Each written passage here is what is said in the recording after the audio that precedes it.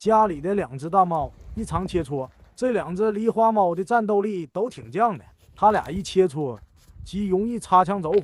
看这小腿蹬的，赶脚姿势真挺妖娆。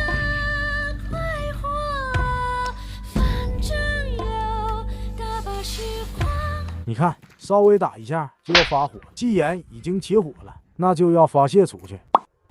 话不多说，就拿你出去了。小橘猫也太惨了，撒娇也被催。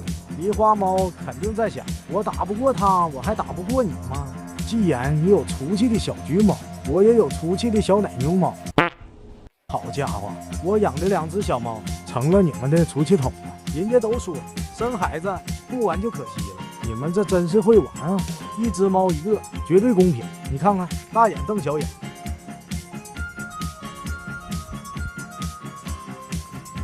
小橘猫现在就体重有劣势，要不真有可能把狸花猫拿捏了。而且小橘猫还特别有战斗精神，你看人家不和它打了，它还要继续。这个抱摔真的比原来长进不少，算是同归于尽了。狸花猫估计气够呛，原来都能轻松拿捏小橘猫的，没想到这次竟然被放倒。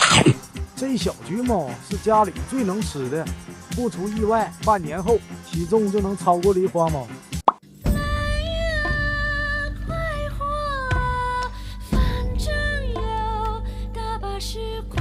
刚表扬完就又成这样了，真的是能在一起打架的，基本都是卧龙遇到凤雏。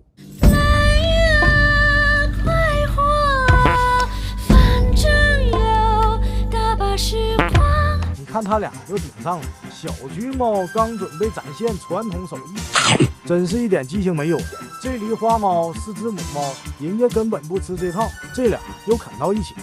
奶牛猫展现出强大的后腿爆发力，看这智慧的眼神，想必和你打架的。这只刺刺猫也是智慧的，双方互相挑逗。好家伙，吓我一跳！你俩真是强行上阵啊！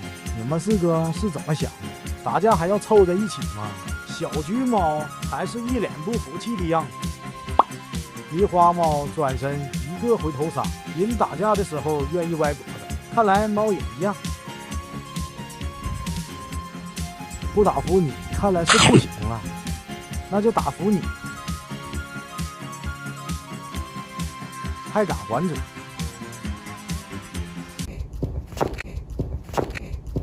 这个抱摔结结实实的被摔在地上了。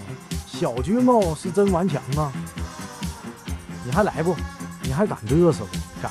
有什么不敢的？好家伙，小爪都摔开花了。那小橘猫也不服，真有拼命三郎的样子。不报了这个仇，估计小橘猫今晚睡不着觉了。我宣布小橘猫胜利。